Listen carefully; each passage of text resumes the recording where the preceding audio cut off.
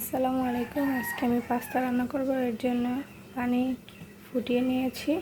এখন তার মধ্যে আমি পাস্তা দিয়ে দেবো। যার যার পরিমাণ অনুযায়ী নিয়ে নেবেন। আমি এই যে এটার এক বাটি নিয়ে নিয়েছি। এখন পাস্তাগুলো দিয়ে দেবো। পাস্তাগুলো দিয়ে একটু আমি নেড়ে নেব। এই যে পাস্তাগুলো দিয়ে নেড়ে চেড়ে 3-4 মিনিটের মতো আমি জাল করে নেব। পাস্তাটা আমি সেদ্ধ হওয়া পর্যন্ত অপেক্ষা করব। সেদ্ধ হয়ে গেলে আমি একটি জালিতে ঢেলে নেব। এই যে আমার পাস্তাটা সেদ্ধ করা হয়ে গেছে। এখন আমি জালিতে ঢেলে নেব। এই যে আমি পাস্তাটি জালিতে ঢেলে নিয়েছি। এখন একটু পানির সাহায্যে এটাকে দিয়ে নেব। আমি পাস্তাটা রান্না করে নেব। এর জন্য আমি দিয়ে দেবো কিছু পরিমাণ তেল। এই যে তেলটা গরম হয়ে গেছে। এখন দেবো পেঁয়াজ আর কাঁচামরিচ। এই যে পেঁয়াজটা হালকা লাল করে নেব। পেঁয়াজটা বেশি ভাজবো না, একটু কাঁচা কাঁচা থাকবে। একটু লাল লাল হবে, কিছু কাঁচা কাঁচা থাকবে। তার আগে একটু ভেজে নেব। ভাজা হলে আমি ডিমটা দিয়ে দেবো এর মধ্যে।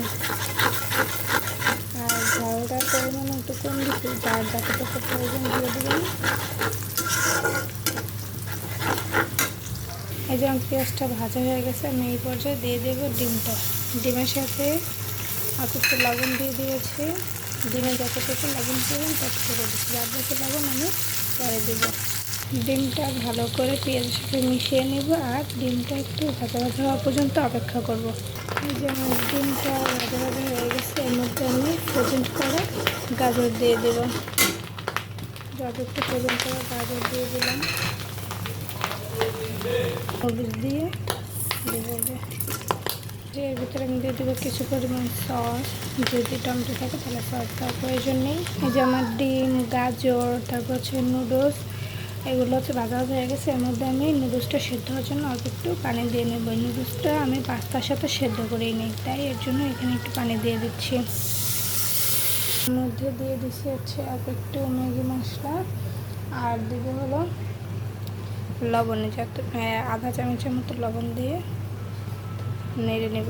এই যে আমার নুডলসটা সেদ্ধ হয়ে গেছে। এখন আমি পাস্তাগুলো দিয়ে দেব। যে পাস্তাগুলো দিয়ে দিলাম, এখন একটু নাড়া দেবো। এই যে আমার পাস্তা রান্না করাটি হয়ে গেছে। এখন আমি একটা প্লেটে পরিবেশন করে নেব।